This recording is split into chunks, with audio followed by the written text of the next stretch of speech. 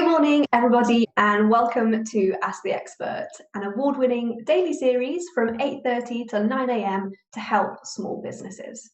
If you've got any questions for me today, you can ask them in the comments of the live feed. And if you need any more advice, you can join the official Intuit QuickBooks SMB community group on Facebook, where there are accountants and business experts on hand 24/7 to help you.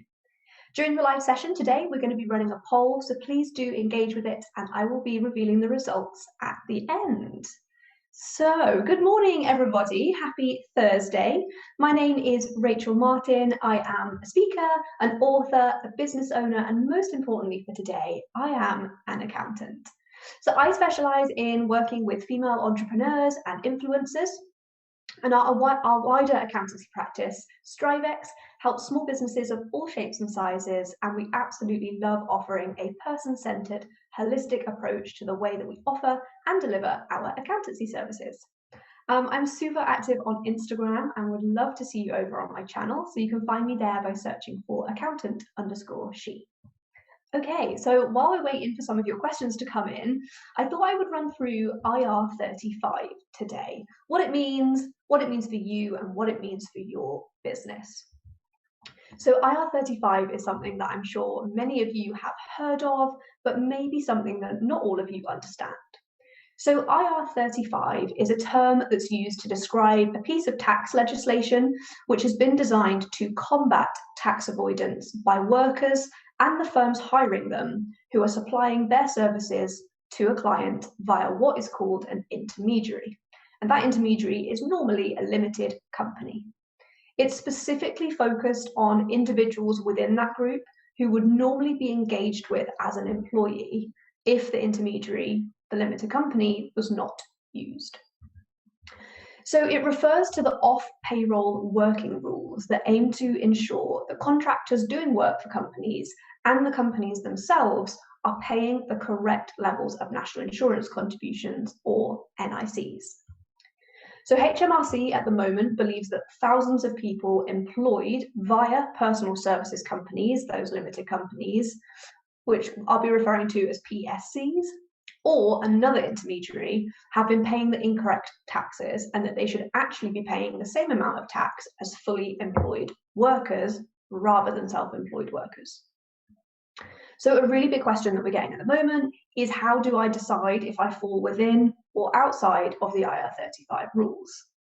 So you're deemed to fall within IR35 rules if you would be considered an employee if the company with the PSC wasn't in place.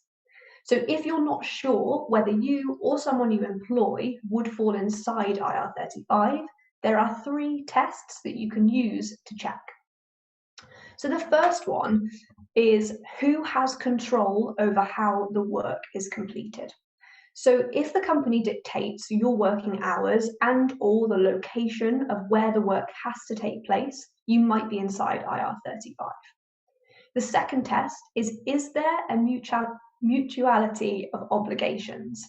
So if the company is obliged to give you work and to give the worker more work once they've finished a task, you might be inside IR35. And the third test is, do you personally have to complete the work that you do? So to be outside of IR35, there should be a substitute clause in your contract, or you should be in charge of that substitute. So it's down to the company hiring the individual to assess whether or not they fall inside or outside of the IR35 rules, and they could face ramifications and fines if you get it wrong. So the effect of people synthetically working as though they were self-employed basically means that HMRC is missing out on national insurance contributions from both them and the company employing them.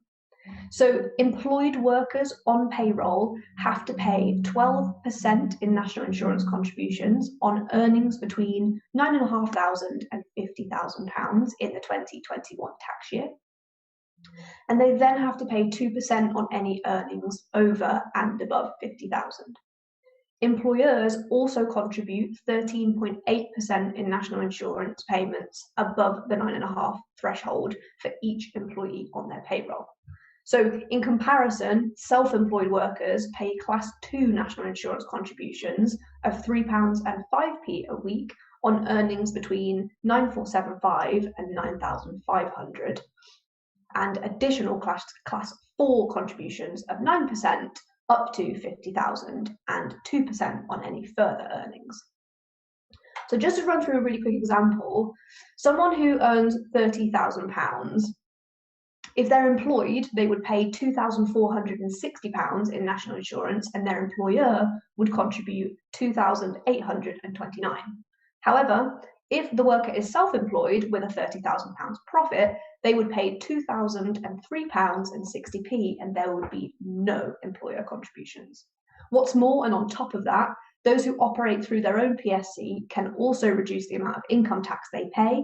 So as a director of the PSC, lots of people choose to pay themselves through a mixture of dividends and salary as a perfectly legal way to reduce their tax bill. So by doing this as well, they will be paying income tax rates of 20%, 40%, and or 45% on their salary, depending which income tax band they fall into. And then following that, they'll pay just 7.5, 32.5, or 38.1% on dividend income. So now I've blown your mind with all of those numbers. The really common question that we're getting at the moment is what will change from April 21?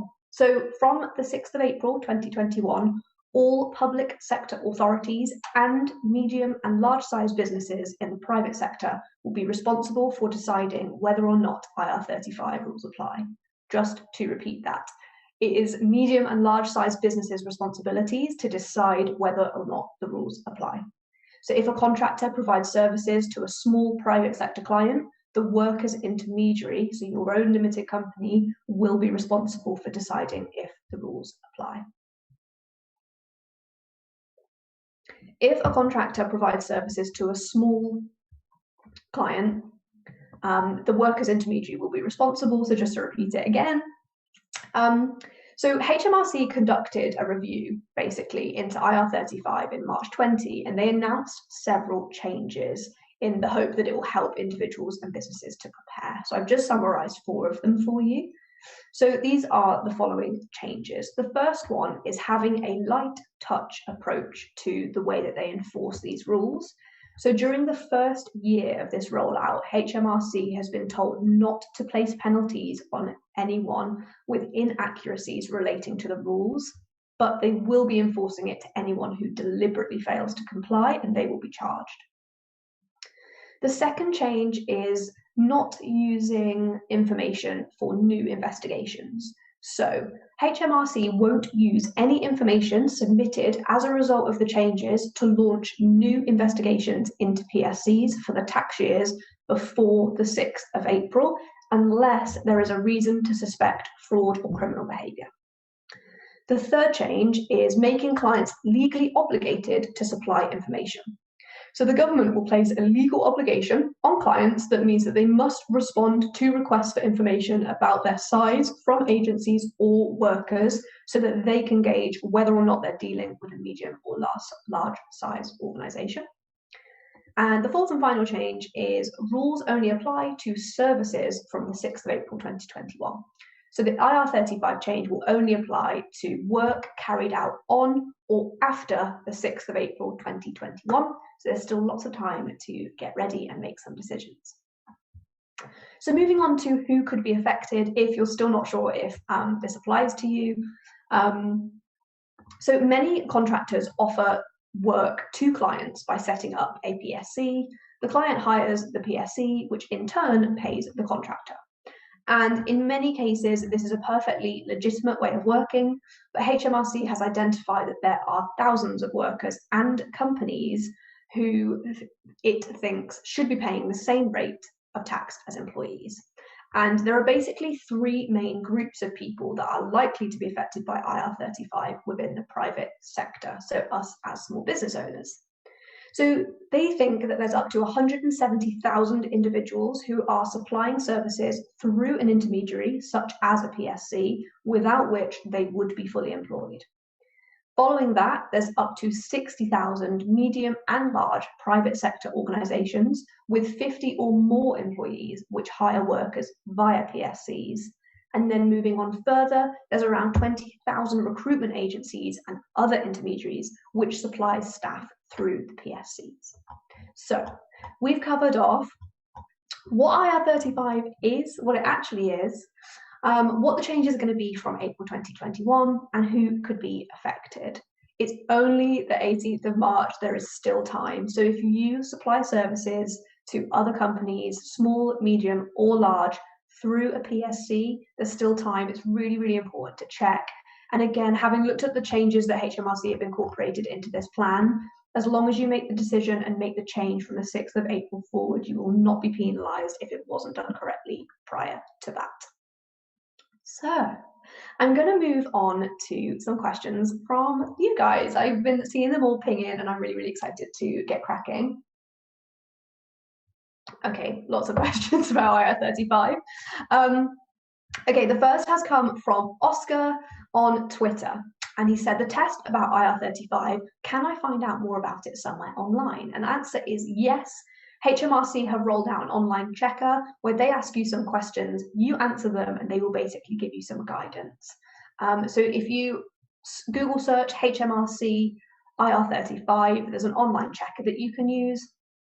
It's super, super easy. Most of them are literally just checkbox answers, yes or no answers. You run through the questions and HMRC will give you some guidance. Again, I think for a lot of people, this is where actually just reaching out to an accountant or approaching the business that you work with. And this is, hopefully it became clear through that process that I was explaining, that actually a lot of the onus is being put on the people who are engaging with you rather than you yourself. So as long as the business that you are supplying services to is either public sector or medium or large business, it's actually on them to make that decision. So the first thing to do is to check for your own peace of mind whether or not you fall inside or outside of the rules, but then also you can go to the person that's engaging you and actually work it out together and create an agreement between you that is really supportive and makes you feel really, really comfortable. So I hope that answers your question, Oscar.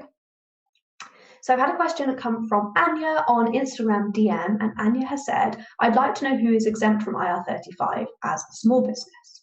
So in terms of exemptions, the only exemption, and I say it like this because it's actually not an exemption, the only change is who makes the decision.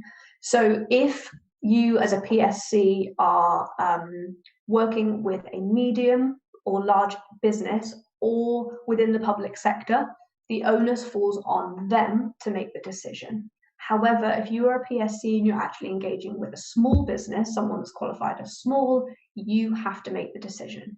Again, there's the super useful HMRC Finder where you can answer some questions and it will tell you whether or not you are inside or outside. And again, something that I covered within my opening was actually just talking about changing the way that you work on a contract basis. So if you fall inside of IR35, there's lots of things that you can do contractually to not change the way that you work, but actually make sure that you are applying all of the rules. So hopefully any of that answers your question. Basically, it depends on the size of the business that you're engaging with, who makes the decision, and then following that, it is still very important that that decision is made and any changes are made as a result of that. So hopefully that answers your question. We've had a question, another one from Twitter this morning from Naomi. Morning, Rachel. I'm not sure if IR35 applies to me. What should I do? What is a good way to audit my consulting and contracting relationship? So really, really good question, Naomi. So further and outside of the boundaries of the government checker, it really comes back to those three questions. So Naomi, if I was speaking to you as a potential client, the questions I would be asking you is, who has control over how the work is completed?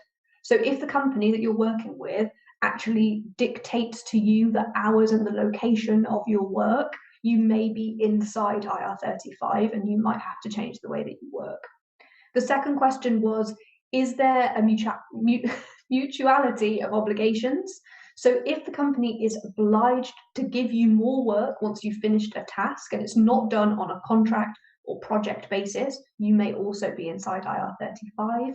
And the third question is, do you personally have to complete the work that you do? So to be outside of IR35, there should be a substitute clause in your contract, and you should be in charge of that substitute. So if you were in employment and you weren't in that day, the work would go to someone else, but that decision would be made by the employer. If you're self-employed and you can't do the work, it's up to you to either delegate or take control of that task. So those are the three questions, and those are the three questions that you have to keep coming back to. So it is, who has control over how the work is completed? Is there a mutuality, I can never say the word, mutuality of obligations? And do you personally have to complete the work that you do? So those are the questions that we have to keep coming back to. So that is the best way of auditing the consulting relationship. And again, if you're in doubt, it's really important, and everybody is going through the same thing. Everybody is trying to adhere to the changes in the best way possible.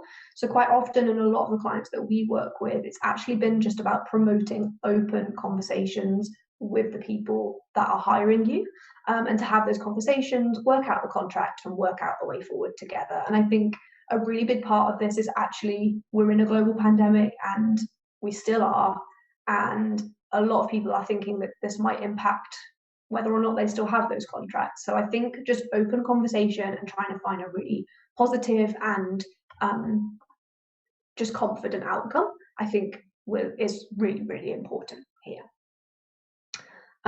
Okay, so hopefully that answered your question, Naomi, but it was a really, really good question. So the next question has come from Facebook Messenger, and it's come from Janet. So Janet's asked, how many months and years in advance should I create my budget planning? It's a really good question, Janet, and it's something that we get asked all of the time. So budget planning is essential for small business owners and small businesses in general. And we actually, I think for a lot of people, budget planning and cash flow planning is something that a lot of people are very scared of, and it's such a therapeutic thing to do. So this week, for example, I was working with a client on cash flow forecasting, and sometimes not knowing is as bad as knowing. And actually, as long as you have the information, you can use that to make decisions. So I'm definitely straying from your question, Janet, but I think budget planning is something that all small business owners should do, could do, and will definitely help them. And in terms of like managing anxiety through through the pandemic, it's something that's so important. So in terms of how many years in advance should I create my budget, the short answer, Janet, is it's entirely up to you. The longer answer is it's very common for businesses to have a budget in place for the financial year that you're currently in, and a sort of draft and working budget for the year after. Within that, there's a couple of things to take note and a couple of things that are really important. So when you're building your budget planning, it's really important to make sure that you are basing the information from historic data and that you're not guesstimating. So the first thing that you should do is to make sure that all of your past information is up to date. So if you're working on QuickBooks, make sure that your QuickBooks data is bang up to date, your bank is reconciled, and you're really happy that everything is coded to the right place. So once your historic data is up to date, you'll be really confident that you can take that and use it to forecast moving forwards. So once you've done that and you've reviewed your historic data, you can then start to look forward. So the first thing that you can do is to look at sales. Have you just run an advertising campaign that you're really excited for and you think is going to drive new traffic to your website? Are you planning on doing some market? Are you going to rebrand? Are you going to make changes to your website to make your sales funnel much faster? So this is a really cool and interesting and exciting part of doing your budget planning, is forecasting sales. And then within your expenses, it's really important to break down your expenses into a couple of categories. So we have fixed costs, and those are costs that won't change. Things like rent, accountancy fees, any overheads that you have. You can start by pulling out your fixed costs and things that you know won't change. So like an insurance policy, you can pretty much guarantee what that's going to be year on year. Same with your rent. Then we move on to variable costs, which are things that go up and down in line with demand and sales. So if you're a product-based business, your variable costs will be very variable and will depend massively on the number of sales. So then we've broken it down into sales, fixed cost, variable costs, and then we have overheads, which are the overall costs of running the business, which don't fall into either fixed or variable costs. Some businesses we've literally seen have a 1 year, 3 year, and 5 year plan. Other businesses literally just have one for the current financial year that they're in. And I think something that's really important, Janet, is to look at how long your business has been trading. So if you don't have a lot of data to go on, just doing one for this financial year is absolutely fine, completely normal. And once that's finished, you can then use that data to forecast forwards. But if you're a really long-standing business and you have loads of historical data and you can pretty much predict what's going to happen, it's very common to see budget planning in place for up to 5 years. I've definitely digressed, but it's something that I'm really, really passionate about. So yeah, I hope that answered your question, Janet. I've had a question from Ulrich, I hope I pronounced that correctly, from Instagram. Morning, Rachel. What do we need to do if we want to take on a temp contractor via a recruitment agency? We pay the agency, which in turn pays the contractor. I'm coming back to the 3 questions again, but the first thing I would say is to have a conversation with the agency just about whether or not the agency have made the decision of whether or not that person falls inside IR35, because most of the time it will be the agency that has the contract with the worker, so it will be the agency's responsibility to decide and implement IR35. But again, even if you're employing these people through an agency, come back to the 3 questions. Who has control over how the work is completed? Is there mutuality of obligation? I said it right. And do you personally have to complete the work that you do? So keep coming back to the questions and have open conversations with the people that you are engaging. I've had another question on IR35 from Facebook Messenger, and it's come from Adelbert. I hope I've said that correctly. I feel like I definitely haven't. I'm so sorry. And they have asked, great to see you back on the show. Thank you so much. I am a freelancer and wanted to understand if IR35 applies for more than one client, even though 90% of my time is spent on one client. Absolutely. Again, sorry, I feel like I'm a record that's spinning around, broken. Come back to the questions. So for you, firstly, your first job is to speak to your clients and work out if they are a medium or large business or a small business. If they're medium or large, it's their job to decide whether or not you fall inside IR35. If they're small, it's your job. So that's the first thing to do. And again, IR35 is something that anyone who engages with service-based contractors are aware of. And it's 2021. We are all about working together. So it's just have open conversations with the people you're working with to work together to build a solid working relationship going forward that everybody is comfortable is in line with IR35. So come back to the questions. Do you have control over how, when, and where the work is completed? If you do, you should be fine. Is there a mutuality of obligations? Are they obliged to continuously give you more work once they've finished a task? If not, you might need to question that. And do you personally have to complete the work? And if you don't, who gets to decide who does it? Those are the questions that you have to keep coming back to, and those are the official HMRC tests. So I really hope that answers your question. If it doesn't, please feel free to reach out on Instagram. I would love to just have a conversation about how you can get the peace of mind that you are looking for.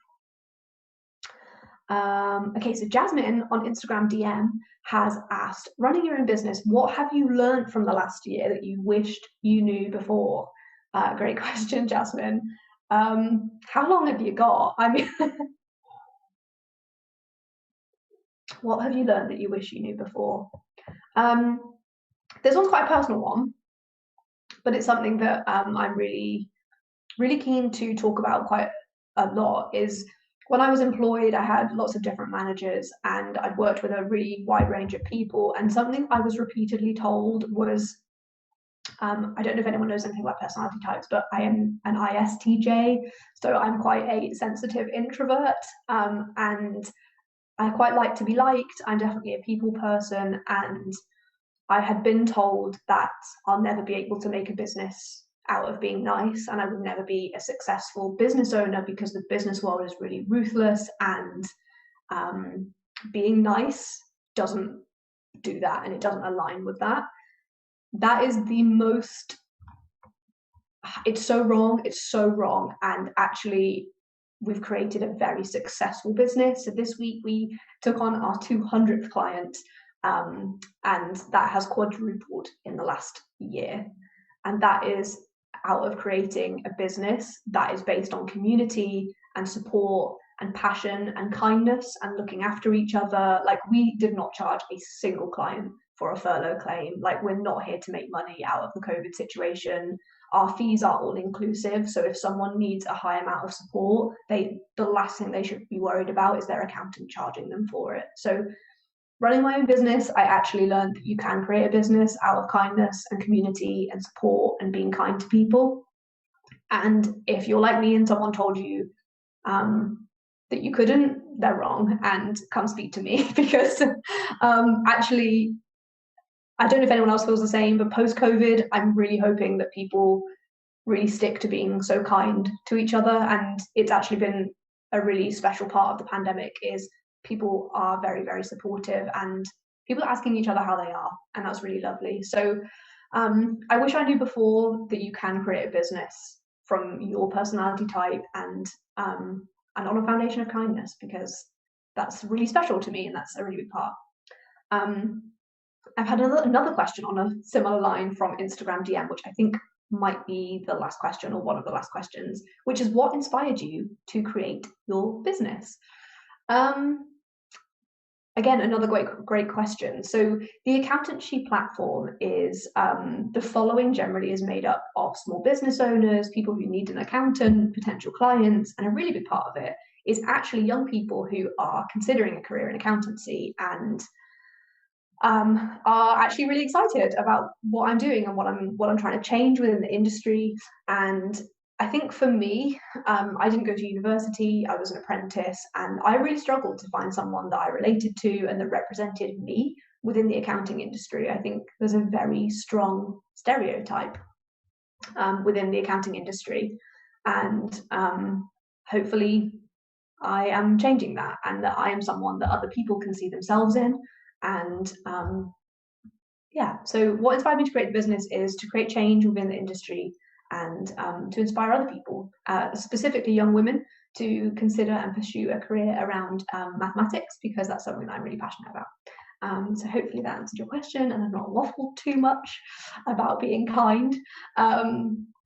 Okay, so while I have been answering your questions, we were running a poll. So we asked you this morning, have you ever sacrificed anything for your employees? And this is really, really interesting. So last time I was on the show, it was the same question, and 100% of you said yes, you have sacrificed something for your employees, which definitely aligned with me, our business. Like, we're employers, our team has grown very rapidly, and we definitely sacrifice things for our employees, in a good way, in a lovely way. But I think quite often you put other people before yourself. But this morning, 20% of you said yes, you have sacrificed something for your employees, and 80% of you said no. Okay, so finally, thank you so much for tuning in this morning. If you've got any questions for me, or if you just want to follow what I'm up to, I would love to see you over on Instagram. You can search for me by searching accountant_she. Coming up on Ask the Expert tomorrow, we've got Sean Goldsmith, who is incredible. Sean is a special advisor to the franchise industry. He works with franchise brands to redevelop their sales and their operational structures so that they can be more profitable and better equipped to help their franchisees flourish.